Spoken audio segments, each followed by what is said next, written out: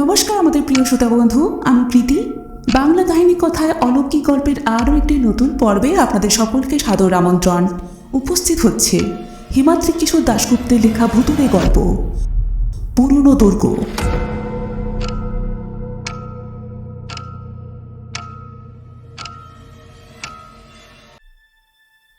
নীতিশ যেন নিজের চোখকেই বিশ্বাস করতে পারছে না। ঘুরিয়ে ফিরিয়ে দেখতে লাগলো সে মুহূর্তটাকে। একদিকে তার বাঘের ছবি আঁকা, আর তার বিশেষত্ব হলো যে বৃত্তাকার অংশটা খাঁজ কাটা। মুদ্রাটাকে একবার পাথরের দেওয়ালের গায়ে ঘষল সে। ঘষা খেয়ে সেটা যেন আরও চিকচিক করে উঠল। নীতিশ বুঝতে পারল চাকতিটা সোনালি রঙের প্রলেপ দেওয়া কিছু নয়, সত্যি খাঁটি সোনার মোহর। তাহলে গাইডটা বলছিল তা সত্যি?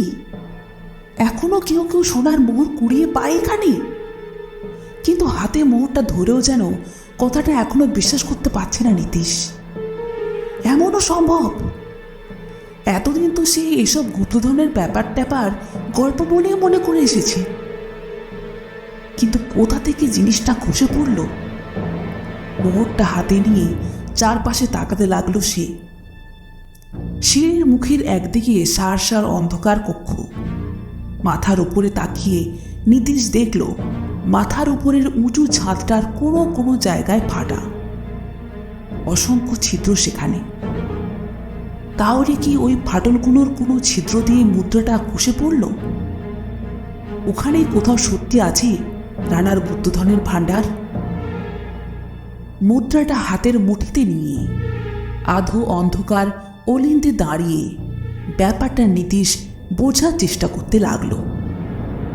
হঠাৎ একটা অস্পষ্ট শব্দ শুনে মৃদু চমকে উঠে সামনে তাকিয়ে দেখল সিঁড়ির ঠিক পাশেই অন্ধকারের মধ্যে থেকে বেরিয়ে এসে দাঁড়ালো একজন লোক। কেউ তাকে দেখা মাত্রই নীতিশ চট করে মোহরটা প্যান্টের পকেটে পুরে ফেলল। লোকটা আধো অন্ধকার থেকে বেরিয়ে এসে দাঁড়ালেন নীতিশের সামনে।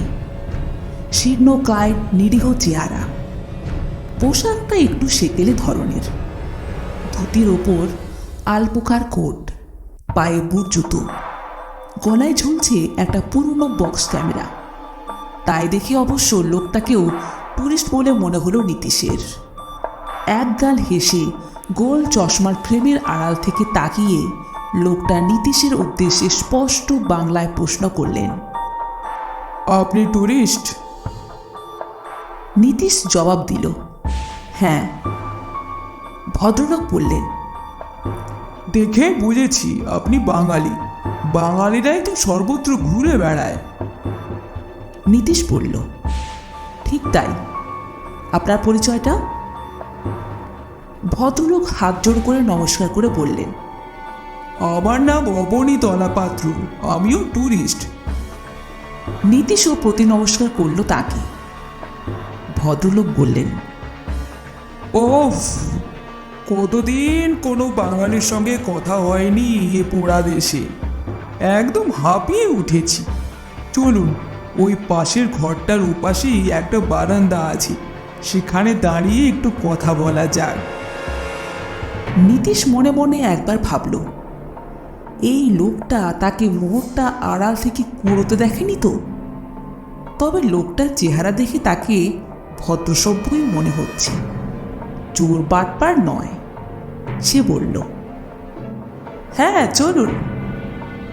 সত্যি সামনের অন্ধকার ঘরটা পেরিয়ে ওপাশে যেতেই একটা খোলা বারান্দায় এসে দাঁড়ালো তারা। সেখান থেকে নিচে তাকিয়ে নীতিশ এবার বুঝতে পারল দুর্গ প্রাসাদের একদম উপরে উঠে এসেছে সে। নিচে তাকালে চত্বরটা দেখা যাচ্ছে। উপর থেকে পিঁপড়ের মতো নড়াচড়া করতে দেখা যাচ্ছে টুরিস্ট পার্টির লোকজনকে। অবনীতলা পাত্র নিচের দিকে তাকিয়ে বললেন, আমি ওপর থেকে দেখতে পেয়েছিলাম আপনাদের। ভাবছিলাম যদি কেউ উপরে উঠে আসেন। নীতিশ জবাব দিল, হ্যাঁ আমি ওই টুরিস্ট পার্টির সঙ্গে এসেছি, সঙ্গী নিয়ে নয়, একা। এখানে তো দেখার তেমন কিছু নেই। বড় বড় ফোর্টগুলো আগেই দেখা হয়ে গেছে। আগামীকাল কলকাতায় ফেরার ট্রেন ধরব। গাইডের কথায় ম্যানেজার আমাদের নিয়ে চলে এসেছেন এখানে। জায়গাটা এমন জানলে হয়তো কেউ আসতো না। উপরে ওঠার আগ্রহ হলো না কারো। আমি একলা ঘুরতে ঘুরতে উপরে চলে এলাম। আপনিও কি একা এসেছেন? ভদ্রলোক বললেন। হ্যাঁ, একাই। হ্যাডিসন রোডে থাকি কলকাতাতে। জয়সলমের বেড়াতে যাচ্ছিলাম। পথে একজনের কাছে শুনলাম যে এখানে নাকি পুরনো একটা ফোর্ট আছে, তাই দেখতে চলে এসেছিলাম। কথাগুলো বলে ভদ্রলোক প্রশ্ন করলেন। তা গাইড আপনাদের এই দুর্গের ব্যাপারে কোনো গল্প করেনি? নীতিশ বলল, তেমন কিছু না, তবে তবে কি? জানতে চাইলেন ভদ্রলোক। নীতিশ একবার পকেটের ভেতর হাত ঢুকিয়ে মোহরটা স্পর্শ করে উত্তেজনা চেপে রেখে বলল, গাইড বলছিল এখানে গুপ্তধন আছে, যকের ধন আছে, কেউ কেউ নাকি মোহরও কুড়িয়ে পায় এখানে। নীতিশের কথা শুনে যেন আপসে একটা হাসি ফুটে উঠল অবনী তলাপাত্রের মুখে। নীতিশ তারপর তাকে প্রশ্ন করল, আপনি কবে এসেছেন রাজস্থানে? এরপর কোথায় কোথায় যাবেন? অবনী তলাপাত্র জবাব দিলেন, বহুদিন। এই দুর্গেই কতদিন আছি হিসেব নেই। বিস্মিত নীতিশ প্রশ্ন করল, মানে? ভদ্রলোক বললেন, হ্যাঁ, হিসেব নেই। এই দুর্গ দেখতে এসে এখানেই আটকে গেলাম, রয়ে গেছি এখানে। নীতিশ অবাক হয়ে বলল, এখানে রয়ে গেছেন কেন?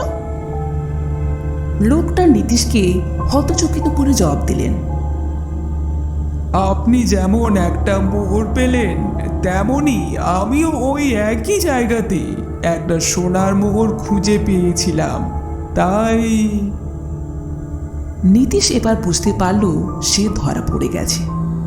লোকটা নিশ্চিত দেখেছে তার মোহর কুড়োনোর ব্যাপারটা, আর ঘটনাটা চাপা দিয়ে লাভ নেই। একটু চুপ করে থেকে সে বলল, হ্যাঁ, আমি এই মোহরটা কুড়িয়ে পেয়েছি। গাইড বলছিল যে এমন পাওয়া যায়। তখন কথাটা বিশ্বাস না করলেও এখন করি। আপনি তো আমারই মতো পেয়েছেন বলছেন। সেই গুপ্তধন, গুপ্ত ভাণ্ডার খুঁজতেই কি এখানে রয়েছেন আপনি? অবনী তলাপাত্র এবার নীতিশকে চরম বিস্মিত করে বললেন, আমি সেই গুপ্তধন খুঁজে পেয়েছি। রাশি রাশি মোহর, হিরে জহরত সেখানে। তার টানেই তো আমি ছেড়ে যেতে পারছি না এ দুর্গ প্রাসাদ। চূড়ান্ত বিস্ময়ের ঘোর কাটতে বেশ কিছুক্ষণ সময় লাগলো নীতিশের। তারপর সে বলে উঠল, সত্যি গুপ্তধন আছে এখানে? অবনী তলাপাত্র বললেন, হ্যাঁ, সত্যি আছে। আর তার সাক্ষ্য দিচ্ছে আপনার কাছে থাকা সোনার মোহরটা। আমি মিথ্যে বললে সেটা আপনার কাছে কোথা থেকে এলো? আমি আপনাকে নিয়ে যেতে পারি সে গুপ্ত ভাণ্ডারে। নিজের চোখেই দেখবেন, আমার মতোই 7 রাজার ধনের মালিক হয়ে যাবেন আপনি। জীবনে কোনো অর্থাভাব কোনোদিন থাকবে না আপনার। কথাটা শুনেই ছলকে উঠল নীতিশের বুকের রক্ত। সত্যি যদি এমন হয়, তবে তার জীবনটাই তো পাল্টে যাবে। সরকারি অফিসে সামান্য কেরানি চাকরি করেন নীতিশ। নিত্যদিন ওপরওয়ালার গালাগালি অপমান সহ্য করতে হয় তাকে। বাড়িতেও অনেক দায়িত্ব, বিধবা অসুস্থ মা, অবিবাহিত বোন, বেকার ভাই। বেড়াবার নেশা আছে বলে অফিসের কোঅপারেটিভ থেকে ধার নিয়ে টিফিন না খেয়ে বছর 3 ধরে টাকা জমিয়ে এই অনামী ছোট্ট ট্যুর পার্টির সঙ্গে বেড়াতে এসেছে সে। এক সিন্দুক না হোক, গোটা 20 এমন মোহর পেলেও তার সমস্যা মিটে যাবে। পকেটে মোহরটা না থাকলে হয়তো সেই লোকটাকে পাগল ভাবত। কিন্তু এখন ব্যাপারটা সে অবিশ্বাস করতে পারল না। লোভ, আকাঙ্ক্ষা পেয়ে বসল নীতিশকে। সে বলে উঠল, আপনি সত্যি সে গুপ্তধন সন্ধান দেবেন আমাকে? ভদ্রলোক শান্তভাবে মৃদু হেসে বলে উঠলেন, হ্যাঁ, দেব সেই জকের ধন। আপনি আসুন আমার সঙ্গে। এই বলে তিনি পা বাড়ালেন অন্যদিকে। মন্ত্রমুগ্ধের মতো তাকে অনুসরণ করল নীতিশ। যেন একটা ঘোরের মধ্যে দিয়ে কত অলিন্দ, কত কক্ষ পার হলো, কত সিঁড়ি বেয়ে উপরে উঠল, নিচে নামলো নীতিশ। তার কোনো হিসেব নেই। তার মনে শুধু একটাই চিন্তা খেলা করতে লাগলো যে হয়তো সে বড়লোক হয়ে যাবে। ছাপোষা কেরানি জীবনের কষ্ট গ্লানি আর থাকবে না তার। একে কি বলে লোভ? নীতিশ এগিয়ে চলল লোকটার পিছু পিছু। সে পকেটে হাত ঢুকিয়ে শক্ত করে চেপে ধরে আছে মুদ্রাটা। বলা ভালো, এই মোহরটাই যেন তাকে এগিয়ে নিয়ে চলেছে। নইলে সে এ লোকটার কথা কিছুতেই বিশ্বাস করত না।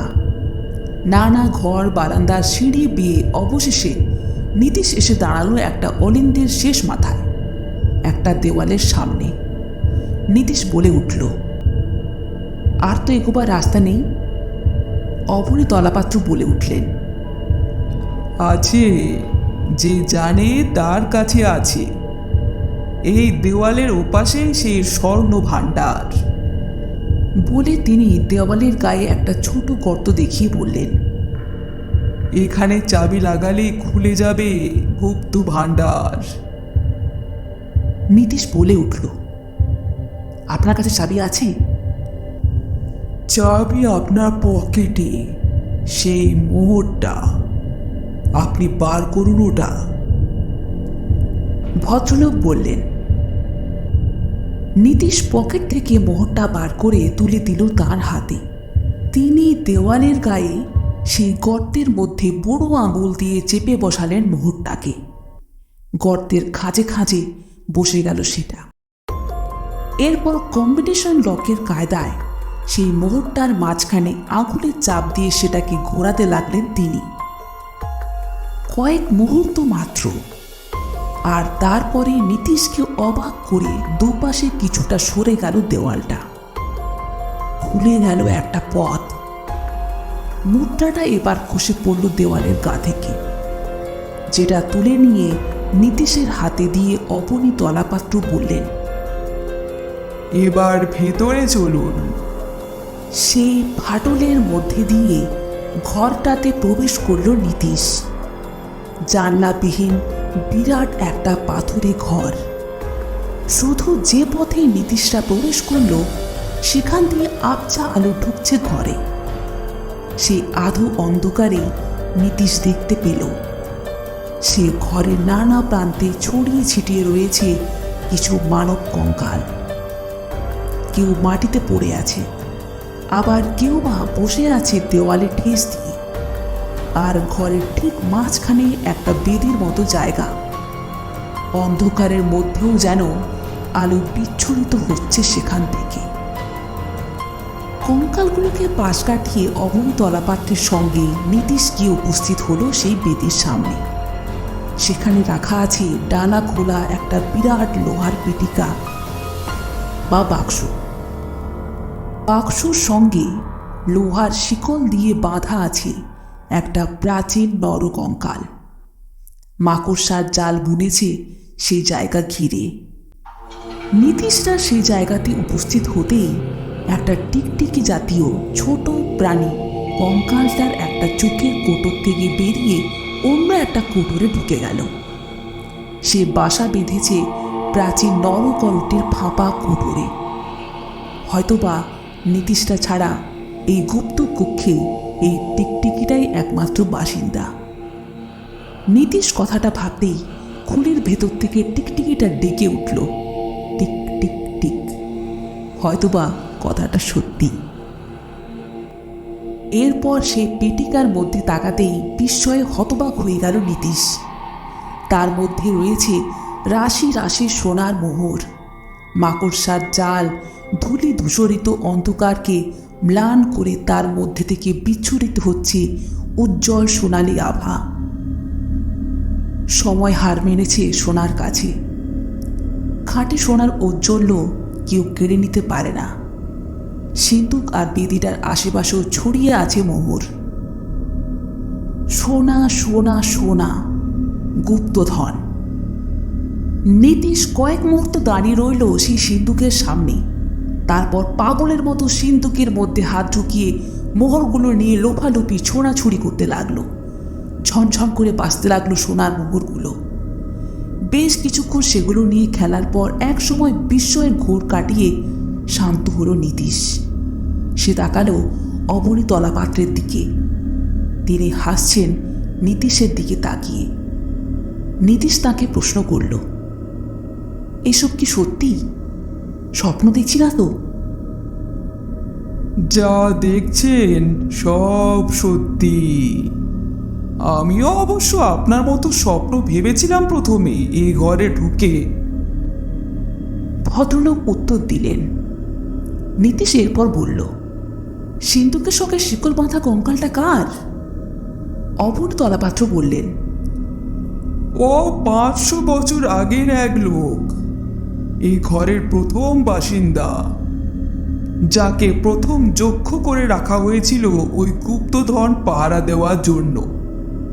জানেন তো, যতক্ষণ না যক্ষ সম্পদের ন্যায্য অধিকারের হাতে সম্পদ তুলে না দেয় অথবা অন্য কাউকে নিজের স্থলাভিষিক্ত করে, তাকে সম্পদ রক্ষার ভার না দেয়, ততক্ষণ তার মুক্তি ঘটে না। নীতিশ এবার জানতে চাইল, আপনি এই ঘর খুঁজে বার করলেন কিভাবে? খুঁজে বার করিনি। ঠিক আমি যেমন আপনাকে এই ঘরে আনলাম, তেমনি আমাকে এক সাহেব এনেছিল। সেও বেড়াতে এসেছিল এখানে, আমার আপনার মতোই। এই বলে একদিকে দেওয়ালে আঙুল নির্দেশ করলেন তিনি। সেখানে দেওয়ালের গায়ে ঠেস দিয়ে বসে আছে একটা নরকঙ্কাল। এখনো তার গায়ে কোটের ছিন্ন অংশ লেগে আছে, আর পড়ে আছে একটা সাহেবি টুপি। ব্যাপারটা দেখে আফসোসের সুরে নীতিশ বলল, ভদ্রলোক শেষে এই ঘরে মারা গেলেন বুঝি? আর অন্য কঙ্কালগুলো কাদের? ভদ্রলোক হেসে বললেন, এই কঙ্কালগুলোর কারো বয়স 500, কারো 300, 200 বা 100 বছর। বিভিন্ন জাতের বিভিন্ন জায়গার মানুষ ছিল সব। এরা এই গুপ্ত ভাণ্ডারে এসেছিল। নীতিশ এবার বিস্মিতভাবে বলল, এভাবে এখানেই মরল কেন তারা? অবনীতলা পাত্র বললেন, আসলে তারা আগের জনের থেকে এই সব সোনার মোহর রক্ষার দায়িত্ব নিয়েছিল। যতক্ষণ না নতুন একজনের হাতে এই স্বর্ণ ভাণ্ডার তুলে দেওয়ার দায়িত্ব পেয়েছে, ততক্ষণ তাদের মুক্তি ঘটেনি। নতুন লোকের হাতে দায়িত্ব অর্পণের জন্য তাদের কাউকে অপেক্ষা করতে হয়েছে 100 বছর, 50 বছর বা নিদের পক্ষে 10 বছর। কবে কখন কে আসবে আগাম তো জানা থাকে না। এই যেমন আমাকেই 50 বছর থাকতে হলো। কি ওলটপালট বলতে শুরু করেছেন ভদ্রলোক? তার বয়সই হয়তো 50 হবে না, অথচ বলছেন তিনি 50 বছর এই ঘরে কাটিয়েছেন। নিশ্চয়ই এই গুপ্তধন পাওয়ার ফলে লোকটার মাথায় একটা গন্ডগোল হয়ে গেছে। হঠাৎ অনেক টাকা পয়সা পেলে নাকি এমন হয় বলে শুনেছি নীতিশ। তবে তাকে মাথা শান্ত রাখতে হবে। তাই সে ওই 50 বছর থাকার প্রসঙ্গে না গিয়ে বলল, এই মোহর ভর্তি বাক্স কিভাবে বাইরে নিয়ে যাওয়া যাবে বলুন? লোকজন জানলে বা সরকারি লোকজন বা পুলিশ জানলে নিশ্চয়ই তারা ছিনিয়ে নেবে এই গুপ্তধন। আমাদের দুজনের ভোগে লাগবে না।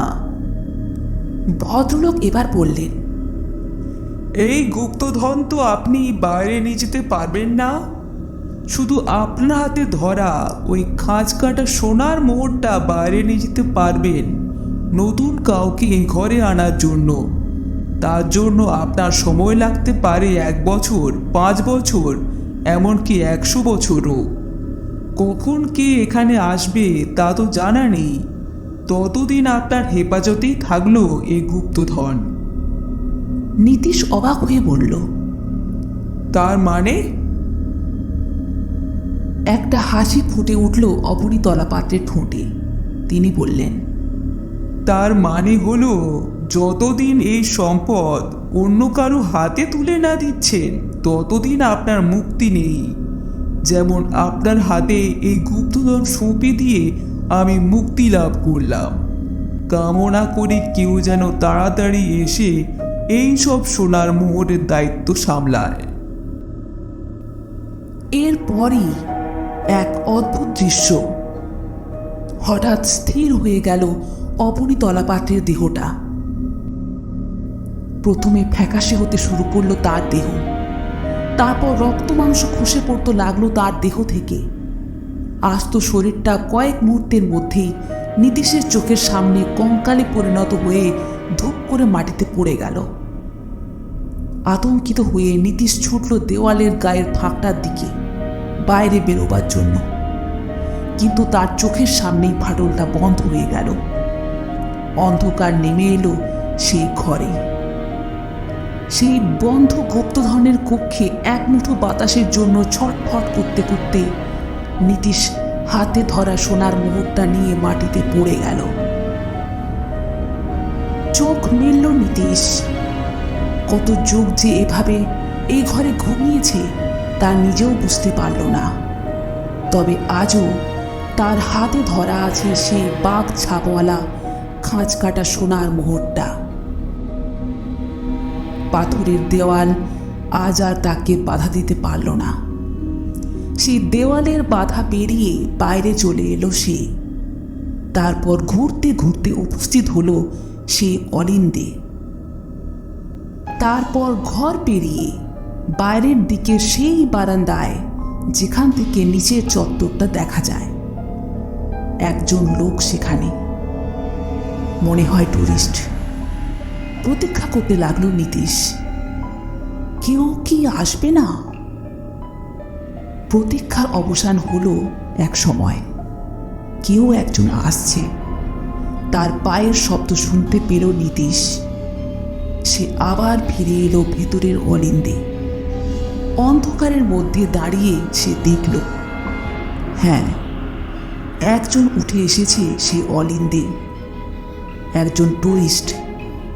হয়তোবা সে গাইডের মুখ থেকে সোনার মোহর গুপ্তধনের গল্প শুনেছে অথবা শোনেনি। মাঝবয়সী একজন ছাওয়া পোষা লোক। তাকে দেখে অন্ধকারের মধ্যে থেকে নীতিশ তার উদ্দেশ্যে ছুঁড়ে দিল মোহরটা, যেটা গড়াতে গড়াতে গিয়ে থামল লোকটার পায়ের কাছে, ঠিক সেই জায়গাতে যেখানে একদিন নীতিশও কুড়িয়ে পেয়েছিল সোনার মোহরটা। লোকটা কুড়িয়ে নিল সেটা, ঠিক নীতিশেরই মতোই। রুমাল বার করে মোহরটা মুছে সেটা কি তা বুঝতে পেরে চকচক করে উঠল লোকটার চোখ। ঠিক তেমনই যখন নীতিশ কুড়িয়ে পেয়েছিল মোহরটা। এরপর নীতিশ অন্ধকার ছেড়ে বেরিয়ে এসে লোকটার সামনে দাঁড়িয়ে প্রশ্ন করল, আপনি টুরিস্ট? ততক্ষণে অবশ্য মোহরটা পকেটে পুরে ফেলেছে লোকটা। পরিচয় বিনিময় হলো দুজনের মধ্যে। নীতিশ তাকে বলল, চলুন, ওপাশে একটা অলিন্দু আছে, সেখানে গিয়ে কথা বলি। অনেকদিন কথা হয়নি কারো সঙ্গে। অন্ধকার ঘর টপকে সেই অলিন্দে এসে দাঁড়ালো তারা দুজন, যে অলিন্দে নীতিশ একদিন এসে দাঁড়িয়েছিল সেই অবনীতলা পাত্রর সঙ্গে। সময়ের পুনরাবৃত্তি, কিছুক্ষণের কথোপকথন। গুপ্তধনের কথা শুনেছে এ লোকটাও। পকেটের মোহরটি তাকে বিশ্বাস করালো নীতিশের কথা। এরপর লোকটাকে নিয়ে নীতিশ এগোলো সেই গুপ্ত কক্ষের দিকে। নীতিশকেও যে সে অবনীতলা পাত্রর মতো 500 বছর ধরে আরও অনেকের মতো নতুন লোকের হাতে গুপ্তধন সঁপে দিয়ে যখের জীবন থেকে মুক্তি পেতে হবে। সোনার মোহরটা এই নবাগতকে নিয়ে চলল তার ভবিতব্যের দিকে।